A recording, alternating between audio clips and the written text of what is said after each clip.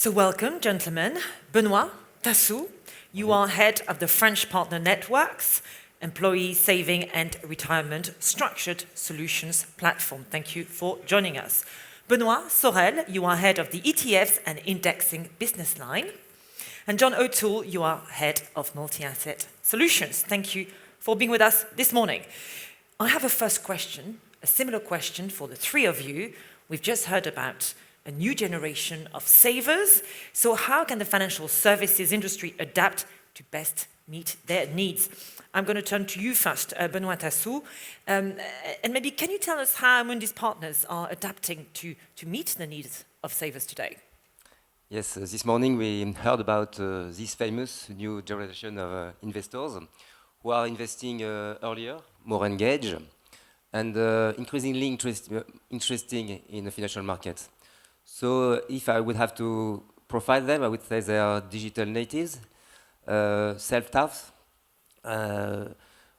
community-oriented, and often saving small amounts using accessible tools like ETF or speculating on volatile crypto.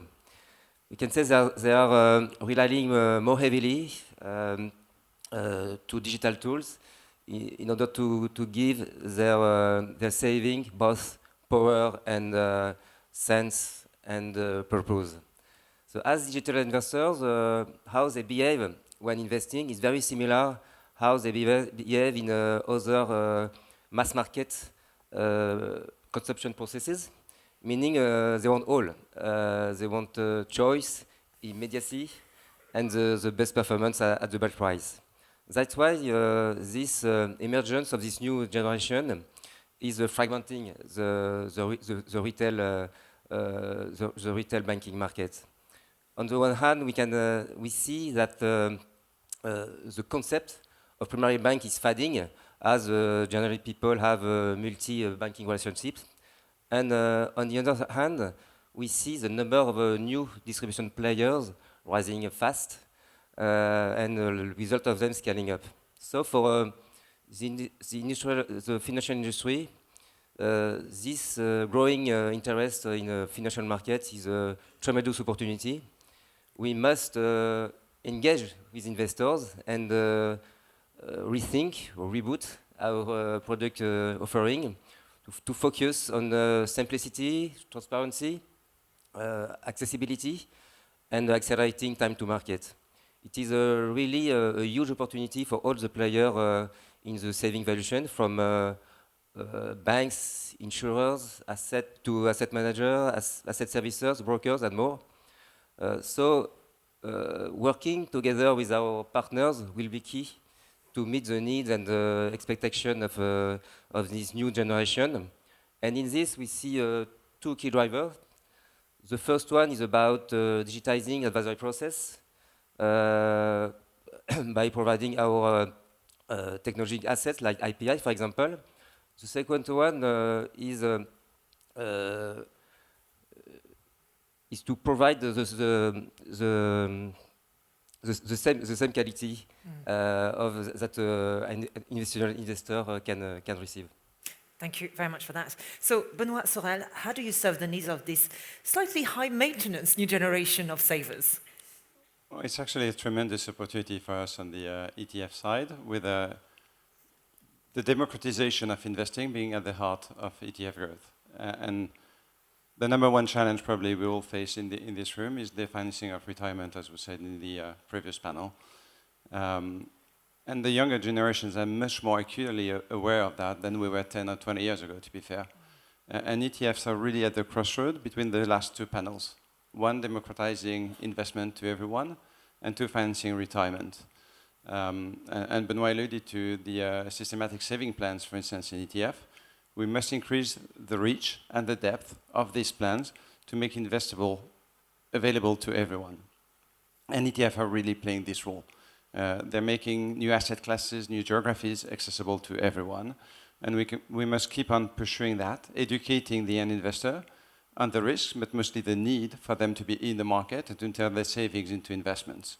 So I really think we are at this inflection point where we're democratizing investment for everyone, and the new generations are taking control of their financial future. Exciting times. Now, John, let's bring in your investment perspective on the adaptation needed to serve investor needs. Sure. Well, as both Benoit and Benoit have highlighted, we do face a new generation of savers. And this generation of savers, they're going to have to meet their retirement needs themselves. And this really represents a significant change as the retirement market transitions from defined benefit to a defined contribution model. So therefore, our retirement solutions, it's not just about investment management. This is really going to have to be an end-to-end, fully packaged, digitalized customer journey. And we've heard this language in previous panels. Beyond the technology challenge, there's really a completely new investment channel. It's the consequences of this individualization of pensions. Pensions and retirement solutions will always rely on diversified investment strategies, ensuring appropriate and effective asset allocation. But in the defined benefit world, the concept of mutualization has been a foundational building block to planning, retirement planning, and that's provided by either governments or corporates. So in the future, our job as retirement solutions providers will be the creation of investment solutions at the individual and personal level. So we're forfeiting this kind of mutualization concept. And there's three very important consequences to this. Firstly, the way that we think about constructing retirement glide paths in both the accumulation and the decumulation phase, this is really going to have to change. Traditionally, glide paths were constructed on the basis of long-term average expected returns across asset classes. Now, glide paths are instead going to be articulated around individual retirement KPIs.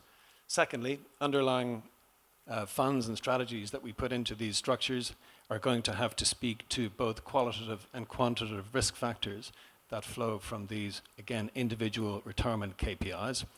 And third, the metrics used for rebalancing portfolios are going to have to change. So portfolio rebalancing will now be a function of a change in circumstances for individuals rather than some change in the economic cycle, perhaps.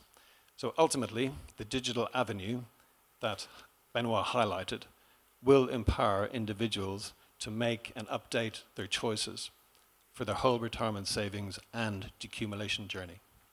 Thank you very much for that, John. So I've got a second and final round of questions for you. Is to do with the role of technology. You've mentioned that the new generation of savers is obviously a generation that is digitally native. They've got expectations, high expectations when it comes to technology and innovation. So let's start with you, actually, John, on this. What is the most important focus of innovation for end investors?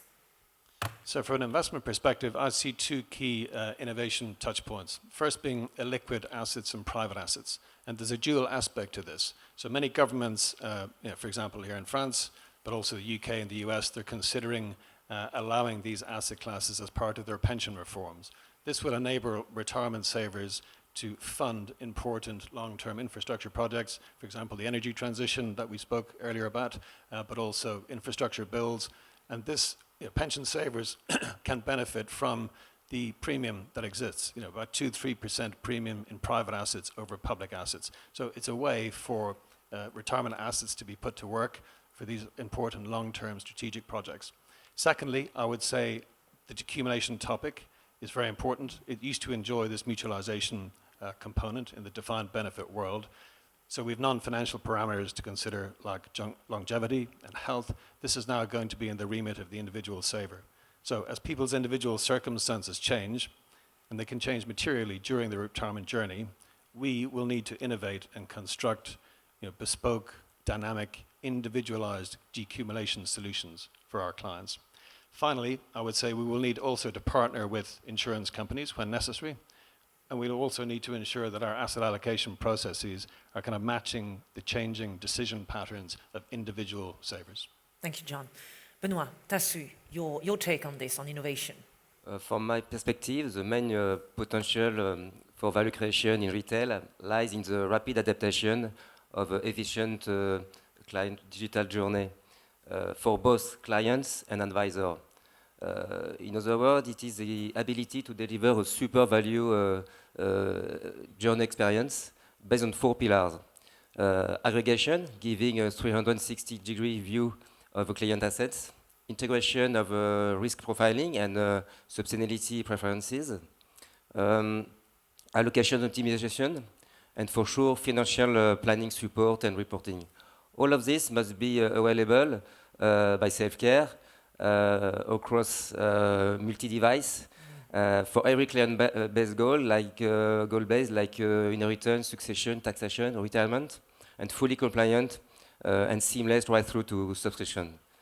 To sum up, I would say that this ideal technological asset will enable the convergence of pure trading journeys offered by new players with solutions provided by traditional actors.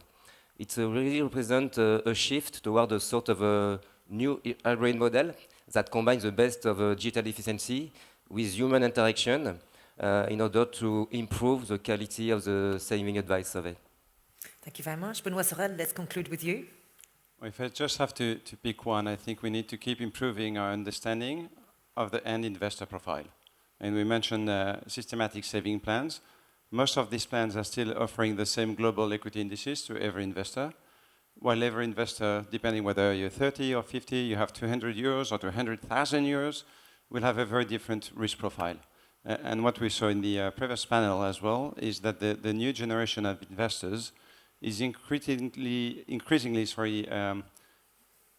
aware and acute on what they want to do. So to have a time frame, for instance, relevant to them individually, and Keisha mentioned life cycle, whether you're investing for 5 years to buy a car, 10 years to buy a house, 25 years to retire, different investment plans.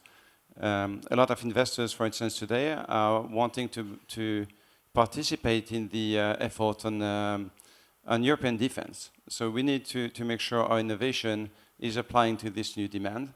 And Benoit was alluding to it. I think the digital journey, the application of artificial intelligence combined with human advice will increase massively this understanding of the end investor. And again, we're just at the beginning.